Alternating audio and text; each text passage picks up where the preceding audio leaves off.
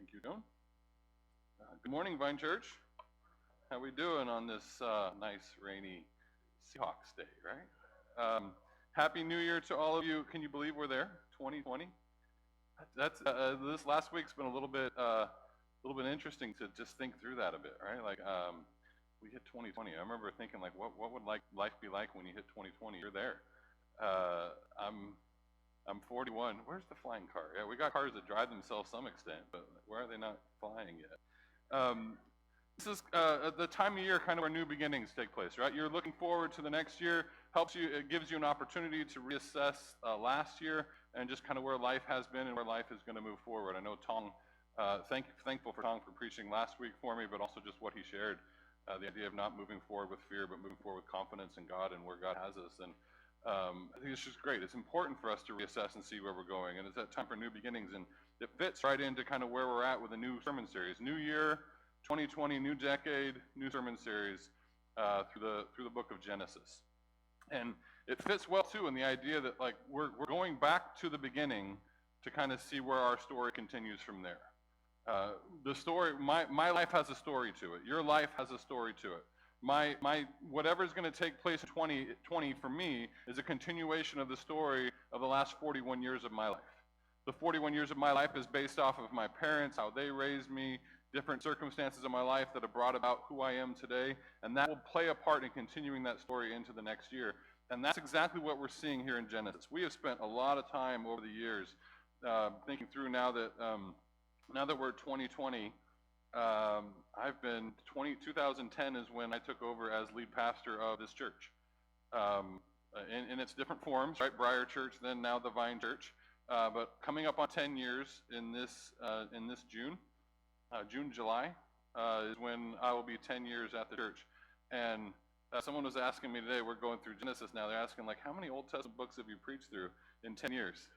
I don't, you could look, you probably asked that question too, like when was the last time Brandon ever taught through a book of the Old Testament? I've done one, Ecclesiastes. I did, 4 or 5 years ago. And so Genesis, the reason that I felt God leading us to go there right now is all this different time we spent looking through different books of the New Testament, I think is key, right? We're trying to find out who Jesus is. How do we follow him? How does that look for our life? And so much of what we find in the New Testament in following Jesus, it always is pointing back to this bigger story that comes prior to the story of Jesus. The story of Jesus is a story that's in the midst of a greater story of the story of Israel, and a greater story. Israel has found itself in the greater story of God's story as a whole, which finds its beginning in the book of Genesis. And so, so much that I'm studying through New Testament, and there's always references back to the Old Testament, so many references back to at least even the first 3 chapters of Genesis, that we got to go back there and see it.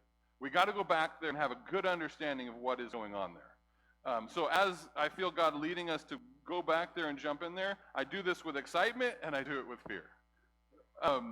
So like Zane's praying for me. Thank you, Zane, for praying for me this morning. Others that are praying for me this morning, like there's fear. I think there's fear. That's not a good word because Tong was saying not to be fearful last week. There's anxiety. Is that a more positive way of it? There's a weightiness to this for me. There's a weightiness that I feel almost every time that I'm opening up God's word. God's trying to share with his people, and I have the privilege and responsibility of sharing that with you. I feel the weight of that this morning is what I'm getting at. I feel the weight of that with Genesis. Specifically where we're going to be today, Genesis chapter 1.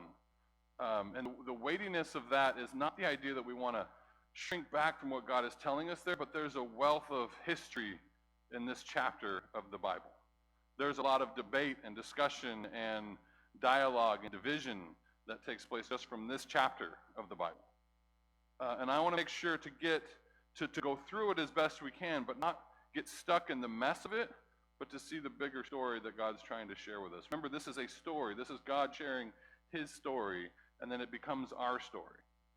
And so let me throw out just a few things before we get too into the passage here itself. Let's say that I mentioned a second ago that like this idea that Genesis 1 finds some debate and division and discussion that takes place in that, both from a biblical interpretative standpoint and a cultural Christian scientific standpoint. Now there's definitely like divisions that take place between followers of Jesus and the general world and scientific theory that have their debates and discussions and divisions over this area. Can there be a God that created? If there is a God that created, how could that God create? Did he create, as he said in Genesis 1, what specifically does that work, what specifically does that look like? And then we start getting into the interpretive debates that happens within Christians. Christians, well, was it this way? Was it that way? Is this a young earth that we have? Is this an old earth that we have? Were these days in creation 24-hour periods? Were these days in creation geological ages or different ages? Where does evolution fit in the process of that? Is there such thing as a theistic evolution or not a thing? There's a lot of debate that happens around there. And there's no way do I have the time in a sermon today as going through Genesis 1 to open up all of that. But I do want you to know that, because of that, I've purchased a few resources. If you're familiar or not, that our church down in our commons has a small little bookstore on a shelf there. The premise behind that bookstore is the idea that, if you're just in the commons someday and you just want to hang out and read, grab a book and read. Don't feel the need to buy it. If you like it so much that you want to take it home, we're not making any money off these books. I'm just buying them off Amazon, selling them for the same price. So the idea is, if you want it, take it home. There's an amount on it. Just throw it into our church offering, designate what it's for, and take that book home if you want. But I got a couple different books just for your sake if you want to do extra study. This is, Zondervan does a series on a lot of different subjects where they take different views Christians have on certain subjects and give you an example. They take key components of certain theories, different ideas, and they present their side, and then other people are given the opportunity to write back on the theory that person presented, and then the next theory will be presented, and they get the ability to write back on and have their back and forth on it. So this is good, healthy Christian dialogue and debate over different views of creation. So if you just want to you want to know a little bit more than what we're going to study here, you want to know what are maybe some of the different views that are out there, different interpretative views on creation itself, check out this, read this a bit. It'll be in our bookstore in the Commons. The other one I want to throw out here is Genesis Unbound by Dr. John Salheimer. The reason I'm throwing this one out there is this is the interpretive angle I'm going to take this morning with you. And by no means do I think this is the only total accurate theory or interpretive understanding of Genesis 1. I'll just say, for example, in my 20 years of being a Christian, there's multiple different views that I've leaned more towards over that time. This is the view that I lean mostly towards right now.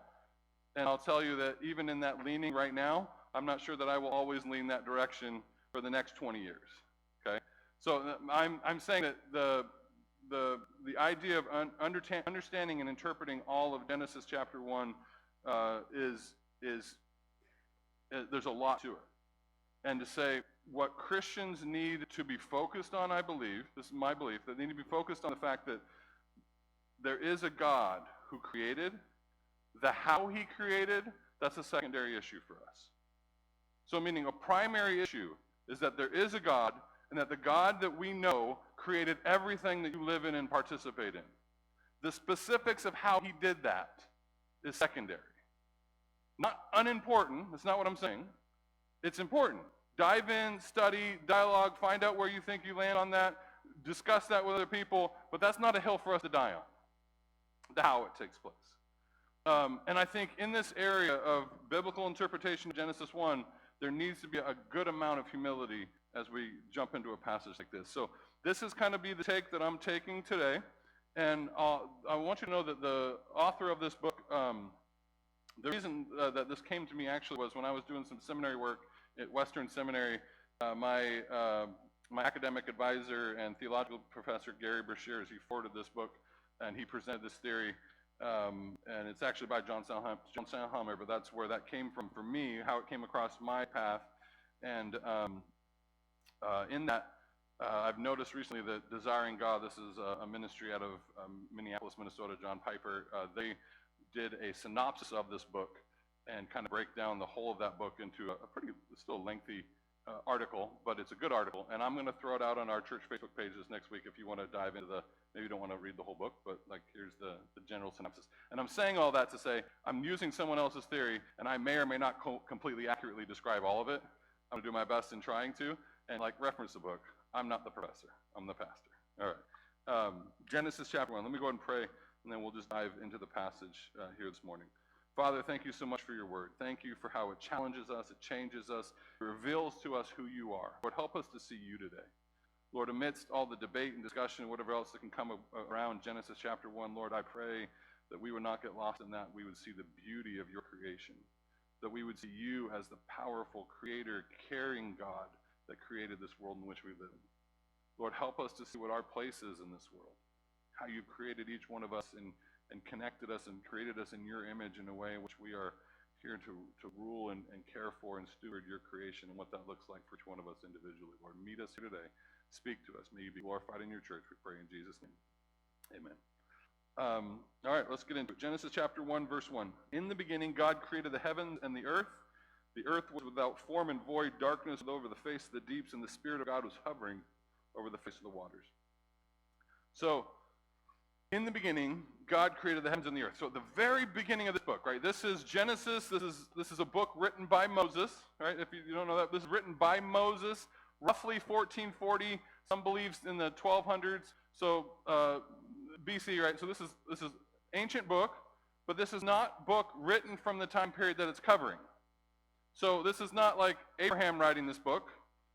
This is Moses writing much later than that book. So this is the inspiration of God through the hands of Moses to give to us God's story. God's creation story, God's story of how he's worked with humanity, God's story of how he's worked with the nation of Israel. The first line of the book, it says, in the beginning, it introduces you to the main character of the story. This whole book, there's a main character to this story. The main character to the story is not you. The main character of the story is not me. We are an important part of the story. We're the second main character, like the second character introduced. But the main character of the story is God. In the beginning, God. Not in the beginning, Brandon. Not in the beginning, you. In the beginning, God. So when no matter what our interpretive issues, maybe our thoughts around Genesis 1 are, don't miss the fact that the main idea here is God's trying to show you himself. You will see God through what he does here. In the beginning, there was a God. There was and continues to be a God in the beginning. So this whole line here, in the beginning, God created. So this God who was there, who was in the beginning, he did something. He created. He formed. He produced. And what was that he produced and what was he formed? Heaven and earth. In the beginning, God created the earth, the heavens, and the earth. Okay, what do you think of when you see the idea of heavens and earth there? What's your general thought when you're thinking, in the beginning, God created the heavens and the earth? My general thought is, okay, he created the heavens. That's where God lives, right? When we hear that word, is that not what you think? You think something different. Maybe when I see the word heavens, I think, well, that's God's realm.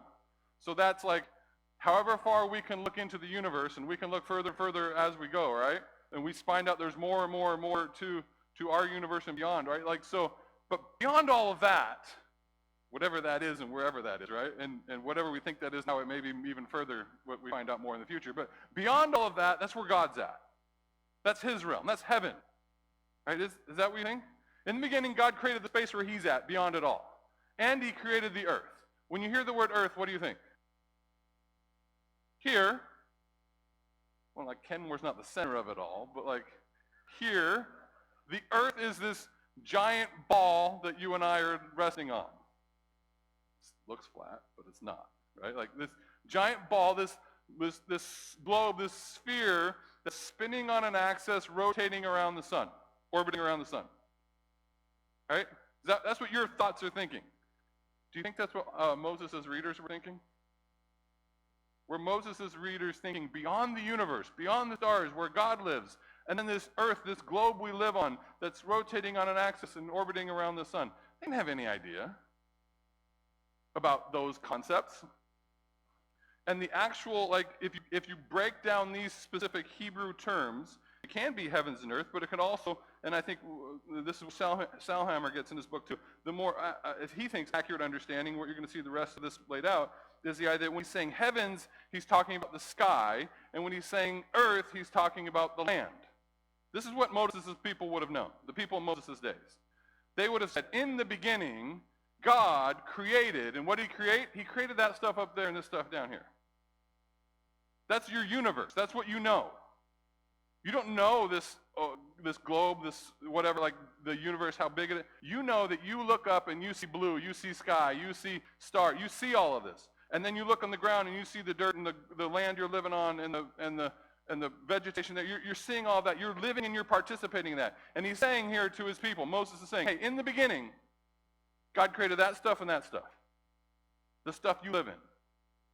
So here's Salheimer's take on it. He's saying in Genesis 1:1, God created the entirety of creation. And that beginning in Genesis 1:2, God is forming a specific piece of that world, the garden, for human habitation. Now, like I said, humility, understanding that there might be different there may be, even in this room, just a few different interpretations of what Genesis 1's out. But this is where he's saying, in the beginning itself not being a specific time, but being how does he actually word it here? A unspecified duration of time. So if you look at the Hebrew word, the idea of beginning doesn't speak of a specific time, but the idea of an unspecified duration of time. So during this unspecified duration of time, God created all of that stuff and all of this stuff. So could that have been 7 24-hour days? Yes.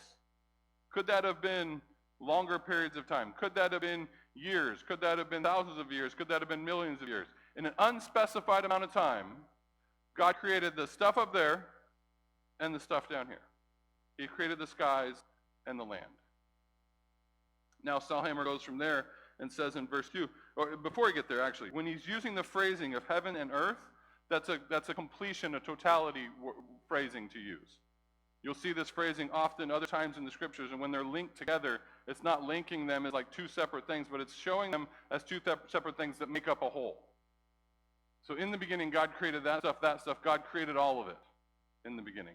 Now, some would interpret this and say, okay, well that's like a thesis statement to the rest of it, and the rest of these days he's going to unpack the different days of how he did all those things. And it's not a formation of the other side. That's fine if that's a view that you take. Salheim's view is the idea that here in verse 2, he's going to not talk about the specifics, the totality of both heavens and earth. He's going to talk about the earth. The actual earth translated in Hebrew is the land. So in verse 2 it says that the earth, the land, was without form and void. Darkness was over the face of the deep. The Spirit of God was hovering over the face of the waters.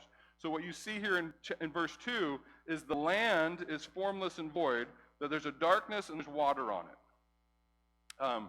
Even the idea of formless and void, what's in your head when you think of formless and void? The picture that goes in my mind would be like pictures that I have of the moon or like Mars rover. You ever see some of those pictures? Like that seems very formless and void. Like there's some dirt, but not much other than dirt. Like it seems like a planet that just didn't quite get developed. Right? That's the picture that I have with that. The scripture would use this same terminology, form and void, not to show a place that's absent of any kind of creation, but show the idea it's in a spot of disarray, a place of desolation or wilderness. Let me throw out just a passage for you to chew on just for a minute. Jeremiah 4:23. This is talking about the destruction of God on God's people and the nation of God's people at the time of his judgment. Jeremiah 4:23 says, "And I looked on the earth, and behold, it was without form and void." So that same wording. It was without form and void, and to the heavens, and they had no light. So there was no light in this place. They looked on the mountains, and behold, they were quaking, and all the hills moved to and fro. And I looked, and behold, there was no man, and there was no birds in the air that have fled. The birds of the air had fled. I looked, and behold, the fruit of the land was a desert, and all the cities were laid ruin before the Lord, before his fierce anger. So the picture that Jeremiah is throwing out here in chapter 4, he's not saying a place that is now totally removed of all of God's creation. Like the sun is still there, but there's no light.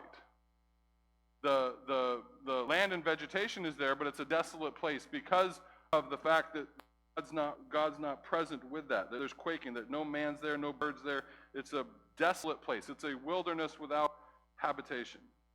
And this is where Salheimer tends to take this idea, is the idea that the land was, his description of that would be, it was a desolate wilderness. A desolate wilderness covered with water, and darkness was over it. And so you have in here, when he talks about the earth, he uses the word that talks about the land. Salheimer is actually going to make the claim, and I have a tough time following this one totally, but the idea that the land that he's preparing. So he's saying in Genesis 1:1, you have God creating the totality of the earth. In Genesis 1:2, he's forming a land, a wilderness, a desolate wilderness that God is forming for human habitation. A desolate wilderness that's filled with water and darkness, and he's going to form that in 6 days for human habitation. And he says the word land is the same word that's used to refer to by Moses. Now remember, when Moses is writing this book, he's writing this post-Exodus out of Egypt, and he's walking this as the people are wandering the desert. And where are they going? They're going to the land. And so what Salheimer is saying is the land that God prepared is the land that Moses is taking his people to. The land of the garden is the promised land that God is taking his people to. Moses is walking through. And that God created all of it in 1:1, and in 2, he's forming the land, the promised land, as a garden for God's people to be able to be in. We'll go in verse 3 here. This is where you start seeing the different days pop up. And let me just say, in these different days, you have kind of two different sections. The first 3 days is you see the idea of sky, land, and water. Sky, water, and land. And in the last 3 days, you're going to see those same things, sky, water, and land, but you're going to see more of the purpose of those three things, whether it's stars in the sky, birds of the air, fish of the sea, animals that are on those land. I'll go through these fairly quick, but let me jump through these. So verse 3 says, God said, let there be light, and there was light. And God saw that the light was good, and he separated the light from the darkness, and he called the light day, and the darkness he called night. And there was evening, and there was morning the first day. So this first day of God taking this land and forming it into something, there's God present in that, and God speaking something into existence. The existence he speaks into here is the idea of light. So what we knew already about this place, land that he was forming, was that it was dark and filled with water, and now he's bringing light into it. The idea is here, if God created everything in Genesis 1:1, is he creating the sun here at this point to give light? Or is the sun already present, and this is a different form of light that's coming onto this piece of land? If you would say he's making the sun at this point, then the same trajectory would follow, that actually in the fourth day of creation is where you actually see the sun, moon, and stars show up. Not at this point, not with the light that you're seeing here. Salheimer's take is more the idea that this is a light similar to God showing, like Matthew 4. Let me throw this. Matthew 4, this is Jesus coming into the land of Galilee. The land of Zebulun, the land of Naphtali, the way of the sea beyond the Jordan, Galilee of the Gentiles. A people who were dwelling in darkness have seen a great light. For those dwelling in the region and shadows of death, on them a light was dawned. The light that Salheimer is going to refer to in this passage is the idea that it's a newness that God is bringing into a new aspect of creation. In this part of creation, God is forming, and he's bringing light and something new into this part of the world, into the land. So he brings in this light, and through that light, there's a first day.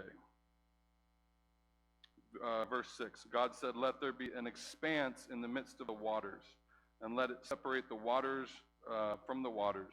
And God made the expanse and separated the waters that were under the expanse from the waters that were above the expanse. And it was so. And God called the expanse heaven, and there was evening and there was morning the second day. So what we referred to earlier, right? If God's referring to this expanse as heaven, it would be different than if our thought was this is beyond the universe, the place where God dwells. What he's saying is here's God's creating an expanse between waters. That in this part of land where God is creating for human habitation, there's waters connected to waters, and he's creating an expanse in the midst of those waters, separating those waters. Again, Salheimer's take on this is the idea that you got clouds above this expanse. The clouds above, where water and moisture comes in to give rain to the land, is the expanse of the heavens, the waters above, and the waters below is the water that's present on our earth. And God's creating the sky.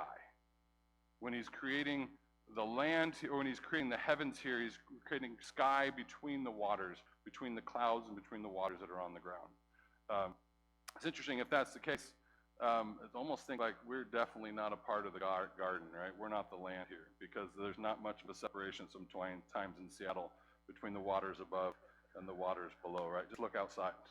The waters above, there's not a big expanse. It's a tiny expanse. But the idea that there was creation between the two, and there's a sky, and he'll tell later what was in that sky. And this morning and evening, this is the second day. Verse 9, God said, let the waters that are under the heavens, so these are the ones under the sky, be gathered together into one place, and let the dry land appear, and it was so. And God called the dry land earth, the reference to that, the dry part dirt, and the waters were gathered together and called seas, and God saw that it was good.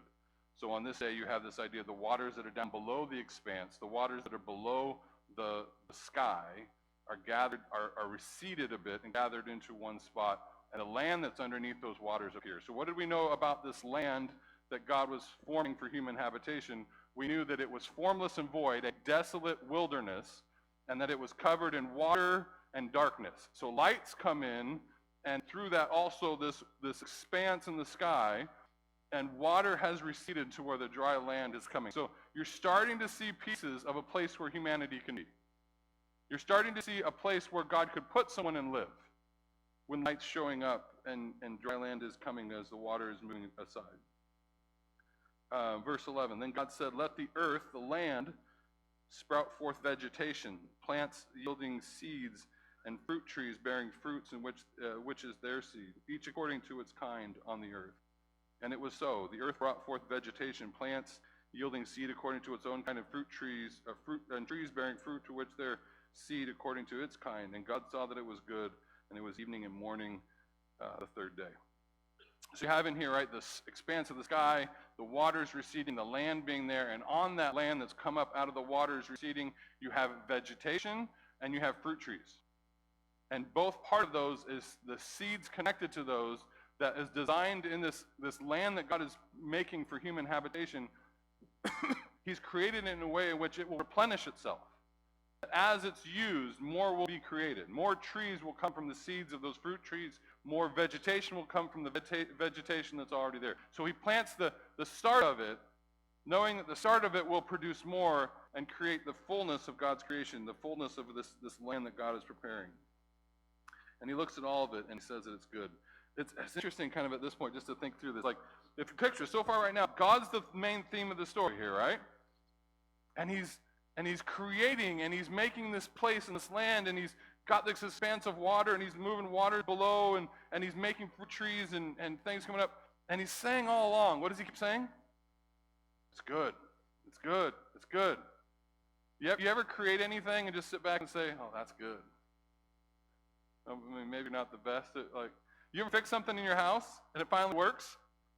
And you're just like, there's a satisfaction in that, right? Like I've made put some doors on our house. You never try to hang a door with this frame? It's not always good, right?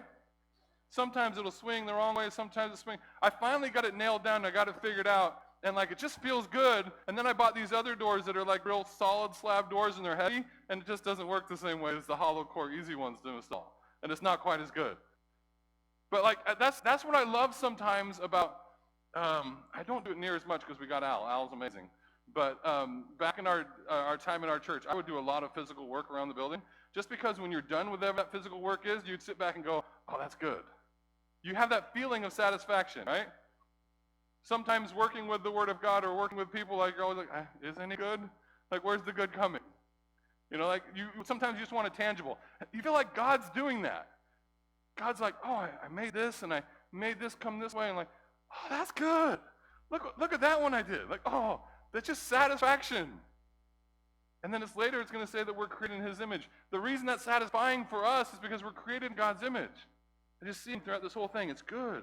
He says something. He makes it, and it's good. Verse 14 says, God said, let there be lights in the expanse of the heavens, in the expanse of the skies. That expanse he created between the waters, let there be lights in that expanse, to separate the day from the night, and let them be for signs and for seasons, for days and for years, and let them be lights for the expanse of the heavens, to give light on the earth. And it was so. And God made the two great lights, the greater light to rule the day, and the lesser light to rule the night, and the stars.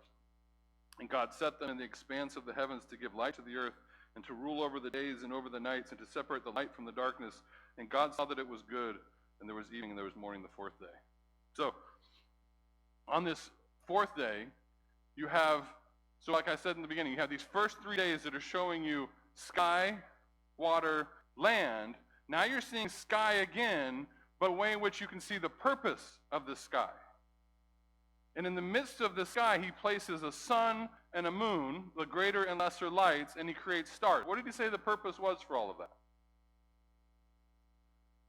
To give them signs for seasons and for days and for years. There's a purpose behind all of it. It helps humanity in the measurements of time. Like, you know when the sun goes down that the day's over. You know when the sun pops up, it's the next day. Like, you can count days by the sun coming and going, the sun coming and going, moon coming and going. And there's a light in both of them to guide them for their different purposes. There's a bright light during the day that gives you the ability to do the work that you need to do. There's a lesser light in the night that gets your body ready to go to sleep. But we've kind of ruined that one in our day and age, right? We've lost the lesser light, and we created daylight all the time. There's probably scientific, medical problems with that too, right? But the idea that, like, at some point, do you ever just think about that sometimes? It kind of would be nice, to some extent, to live. There's some points it would be nice, and some parts it wouldn't be nice. But, like, the point in which when the sun goes down, you kind of stop because you have to.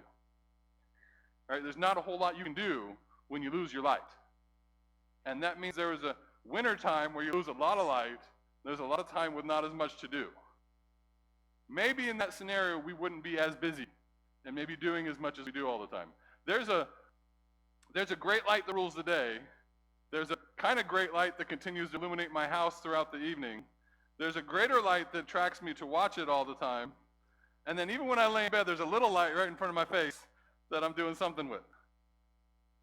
Side issue. But he created all of this, the stars. You can tell by the stars the different seasons and how they're changing. You can watch through a year. An ancient people that Moses is talking to can plan through a year and can plan their days based off the sun, moon, and stars. God's caring for these people before he's even put them there. As he's forming this land to be able to put humanity on. And while I'm taking a stance to say I believe he created it all and he's forming a part of it, and if you say he's creating all of it, by God, have it. Like, I'm great with that. Like, and he's creating all of it. But the idea is God creating a place to put humanity. He's showing great power, great creativity, and great care to make a place to put his blessing in. Is what he's going to call it later, his blessing.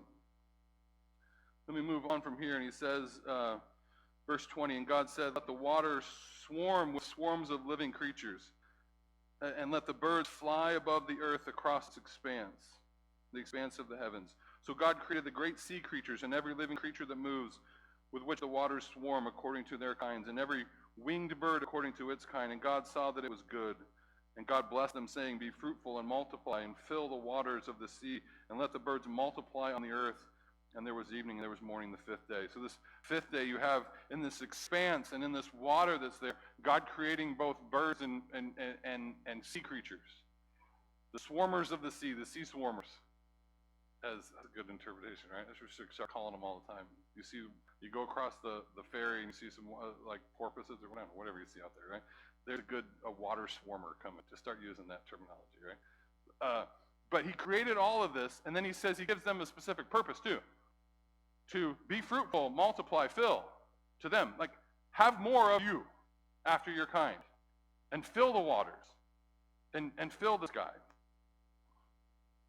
Then he says on verse 24, on the sixth day, he says, God said, let the earth bring forth living creatures according to their kind. The land give creatures according to their time. The livestock and creeping things and beasts each according to their kinds. And it was so. And God made the beasts of the earth according to their kind, the livestock according to their kind, everything that creeps on the ground according to its kind. And God saw that it was good.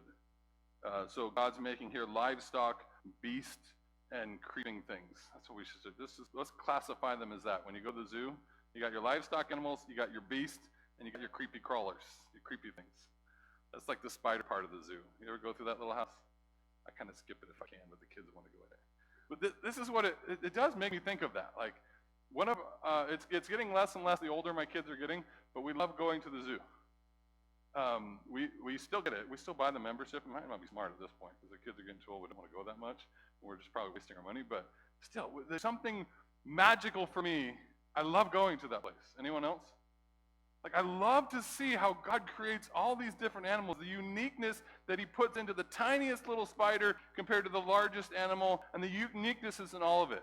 And God's forming a land for people, and he's filling the air with the birds. He's filling the waters with the swarmers, the water swarmers. He's filling the earth with these beasts and livestock and creepy things. And he's sitting back and he's going, oh, that's good.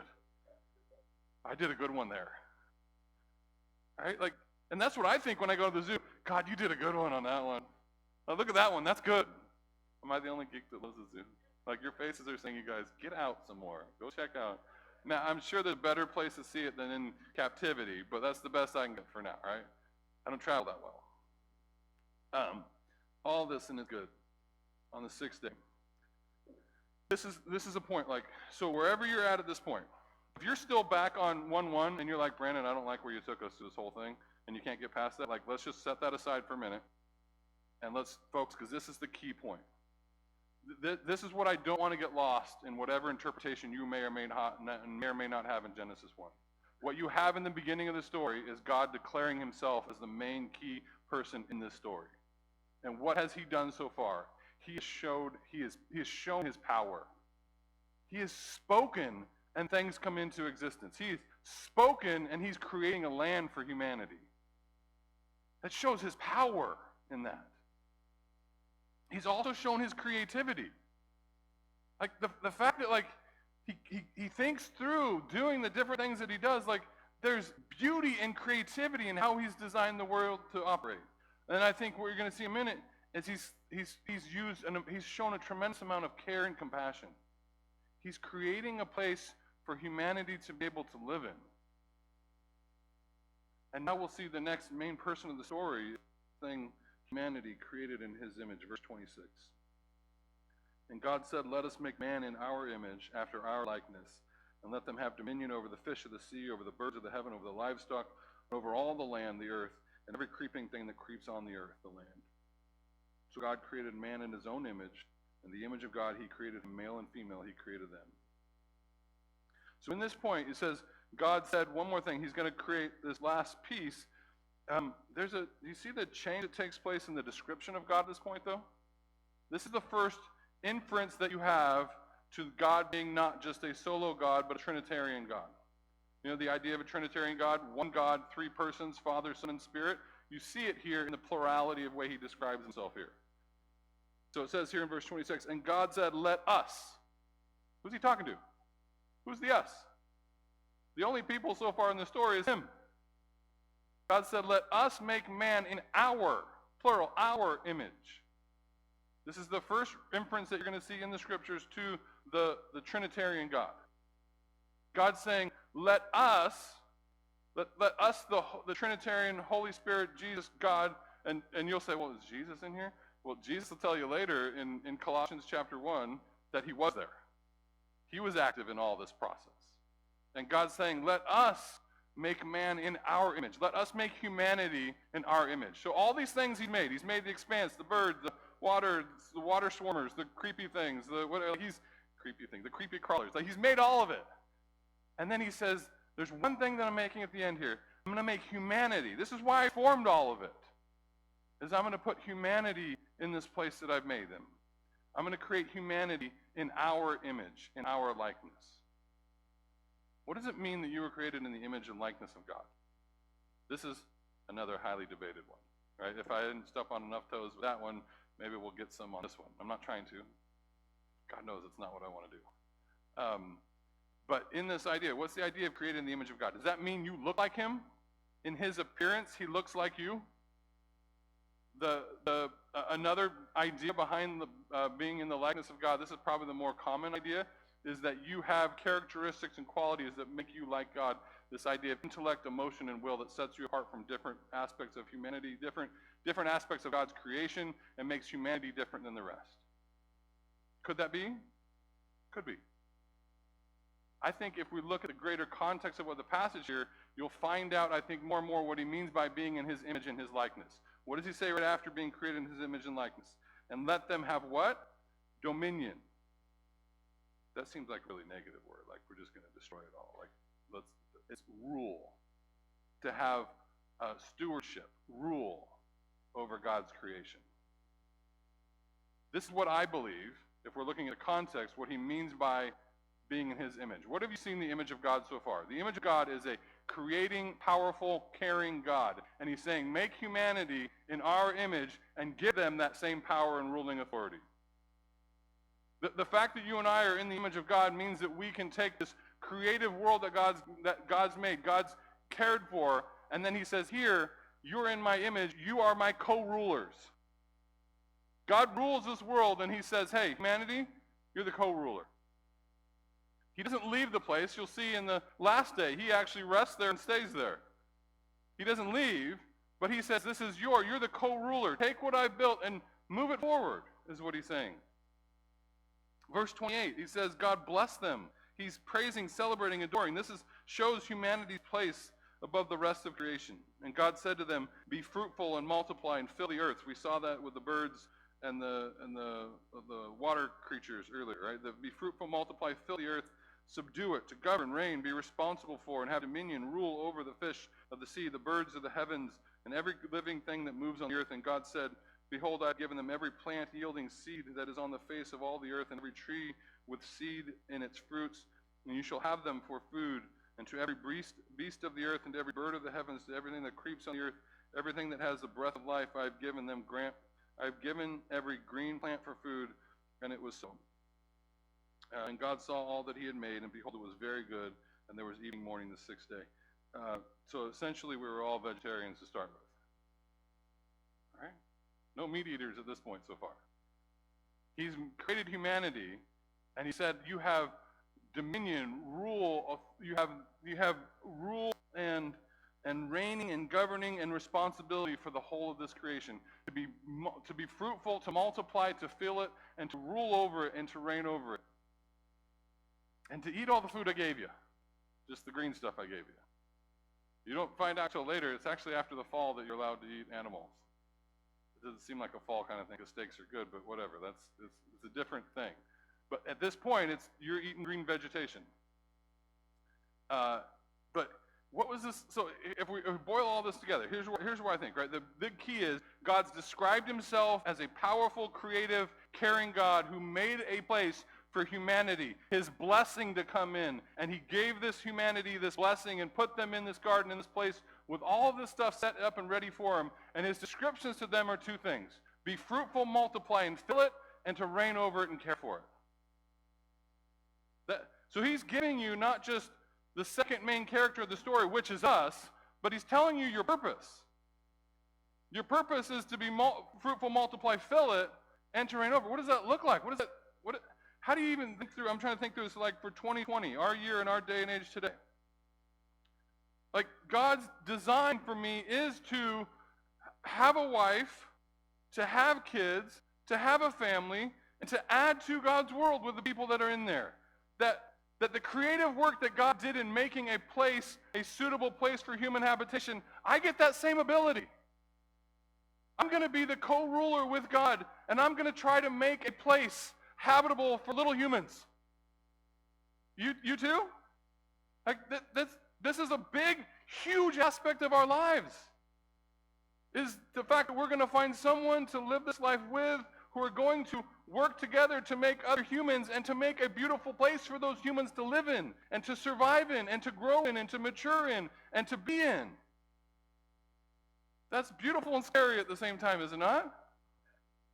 That's God's role for humanity. But then on top of that, he's saying, hey, look at this world I created. I created a good world. And in this last one, what does he say? He sat back and he said, this is very good. At this point, he's created a very good world, and he says, hey, humanity, this is your role to take up what I've done and continue that work. Like, use the power I gave you to keep creating in this world. Bring your creativity in this world and to build and develop this world. Engage this world with the gifts you have to be able to provide for a caring place for other people, a place where it's good for other people to be a part of. I think that, not to overemphasize, like if you're looking at the very beginnings here, God describing himself and then describing us.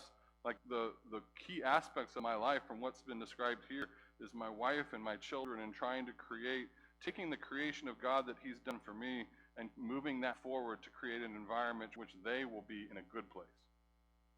And then to engage that same aspects of how God's created me to push out as much good into this world as I can. To take the creativity, power of God, the care of God, and to continue that creation and moving it forward as a co-ruler, co-reigner with God. Seventh day here, we'll end with this. Chapter 2, verse 1. Thus the heavens and earths were finished. So from Genesis 1:1, if God created, as Salheimer is saying, if he created all of it in 1:1 and he's forming a garden through the rest, at this point, after doing all of that, the heavens and earth is finished. He created it all. He formed a part of it where he can place Adam and Eve in part of that and ready for human habitation to take place. It's no longer a desolate wilderness anymore. It's a place where humans can come in and flourish and cultivate and take it further and take it forward. So God sits back and looks at all of it, and he says it's finished, all the host of them. And on the seventh day, God finished his work that all he had done, and he rested on the seventh day from all the work that he had done. So God blessed the seventh day and made it holy, because on it God rested from all the work he had done. This is key at this last piece, right? He's created this world. He's created a land for human habitation. He put humanity in there, and he's essentially saying, be fruitful, fill it, multiply it, and continue my work, the work that I started. And he sits back and looks at all of us and says, hey, it's all done. It's moving. It's working like it's supposed to. And God rests. Was he tired? He spoke, and things happened. Doesn't seem like a God that gets tired. I think the greater implication is the idea that God's sitting back at this point. He didn't leave it, right? Remember what I said later? He didn't say, okay, I did the 6 days. I'm going back up to my spot. You guys have at it. Have fun. But you'll see later that he's walking in the garden with Adam and Eve. He doesn't leave them.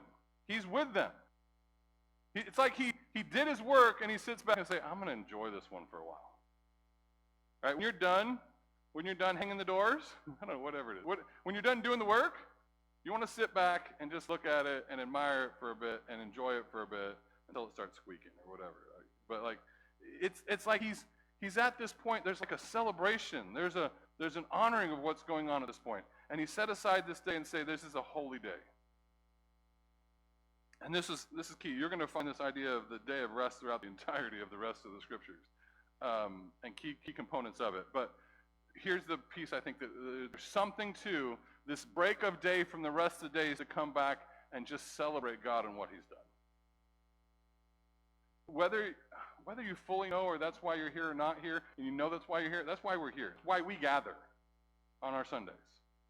We gather to come here to honor and worship God, to celebrate him, to appreciate him, to acknowledge and remind ourselves and give thanks to God for all that he continues to do for us. He created a good world for us. He continues to show his power, his strength, his creativity, and his care for us. And he doesn't do all that without any responsibility on our part. We are created to multiply, fill, to care for our families, and to continue the work of creation that he's done. Now, there's a whole lot of story beyond this. And it's going to get messed up here in a short period of time. But the beauty of what's here doesn't mean that aspect of what God desired here in creation is something he's abandoned. He's going to fight for this.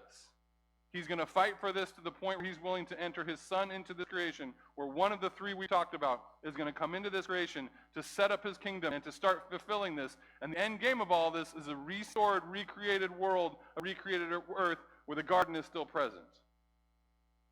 Even though it's broken, he's continuing to fight for it. So what we know from Genesis 1, amidst all that we don't know, and speculate and guess on and hypothesize and have fun with all that, remember, here's a couple books, and I'm sure there's like 50 or 100 more if you want to dive into this. But what we do know is that there's a God over all of this. What we can agree on is that there's a God that created it all. All this stuff, everything you live in, there's a God that created it all. And he is a powerful God. And he is a creative God. And he is a caring God. And he made a world in which you and I can live in and habitate. And then he created us in his image, in his likeness, as co-rulers with him to fill it, to have families, to raise those families in a good place, and to then push off his goodness into the rest of this world. And it looks hard sometimes, right? You look at it and say, well, what can I do to do any of this? I remember I had a conversation this last week with somebody, and we were getting into the heavy aspects of like politics and world and everything else that's going wrong in the world. And I felt like a little defeatist, what can I really do to like change any major thing? And the piece that I kind of that I ended with them is I just kind of said, hey, my goal is not to feel like I got to change it all. I want to be a good, faithful follower of Jesus in the small scope that I have. And I want to be faithful to him. And I want to bring his goodness into the faithful world he's given me to bring it into. And to try to be faithful as I can with that for whatever time he gives me. And in that, I'm pushing back on some of the darkness, and I'm trying to bring some of the good that God had in his world, that's still present in his world. I'm trying to bring more of that good in while I wait for the king to return and fully set this thing up back to the way we see it here in Genesis chapter 1. So pray with me before we wait for that day, but let's not just wait. Let's continue to trust a God who is powerful, creative, caring, and everything else, and let's realize that he has given us the responsibility to engage our families, to create good places for God the good place for people to grow up and experience God in, and then also to engage our world with the good that he's produced in us to continue to push back to the world. So there's a whole lot more beyond that, but I think that's enough for us to rest on and think through today. So let's go ahead and pray, ask God's Spirit to continue to take these thoughts he's put in our minds today and carry them where he wants to carry them. So let's go ahead and pray. Father, we thank you so much. Lord, I thank you for, on a passage like this, that, Lord, we can focus and celebrate and connect to the main thing. It's you, Lord. You are our God. You are the God. You are the God that created everything that we experience in this world. Where you create the world that we live in, with the world that we see and touch and taste and feel, and Lord, the one that we participate in every day, Lord. Thank you for caring for us in that way. Lord, I pray that you help us and to be faithful to our families, to be faithful to our church, to be faithful to our work environments, to be faithful to the people you bring in our lives, and Lord, to understand that we may not be able to change everything on a global scale, but Lord, we can continue the good work of your creation to the people around us. Help us, Lord, to have that focus and that mindset and to follow you into that. Lord, help us today to see what you want for each of us to see today. Help us to be moved towards you and your Spirit. We love you and pray this in Jesus' name.